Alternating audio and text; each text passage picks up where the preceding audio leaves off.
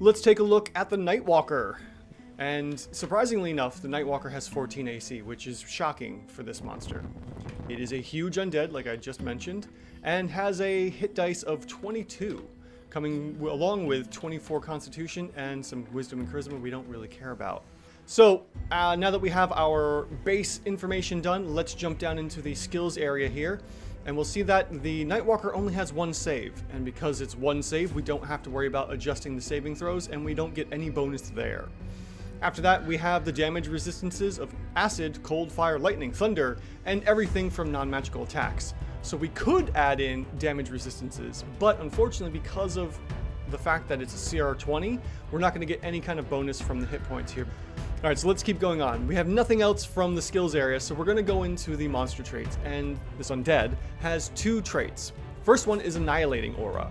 We're going to expect at least two, probably more, players that are going to be getting hit by this Annihilating Aura. So we'll go ahead and throw that in, and we'll have 14 times 2 because we need at least 2 players whenever we get AoEs. Now, on top of that, the Annihilating Aura has a rider, and it grants the Nightwalker advantage on attack rolls against anything that is in the aura that didn't save. And if that's the case, those are the targets your Nightwalker is going to want to be attacking because of the constant advantage that is going to be received from this aura.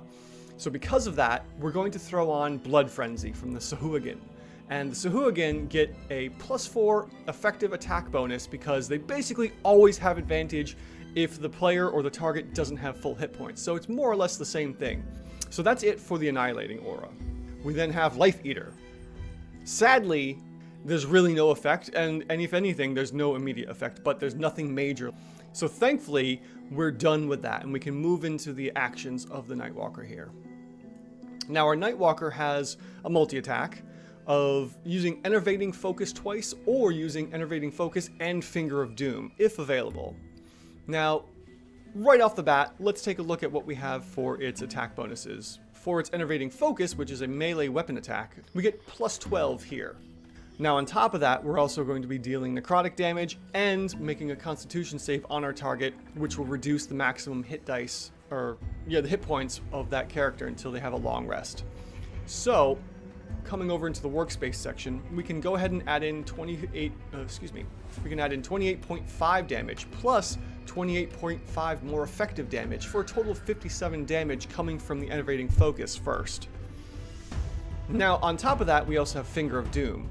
We have to target, one creature can see within 300 feet, and then they have to make a wisdom save, or they take 26 points of necrotic damage and become frightened until the end of the Nightwalker's next turn. We could technically probably apply Fear here, and Fear is a level 3 spell. Level 3, on average, is roughly about 30 effective damage. So we could, in essence, also add +30 to the Nightwalker's Finger of Doom for the frightening spell.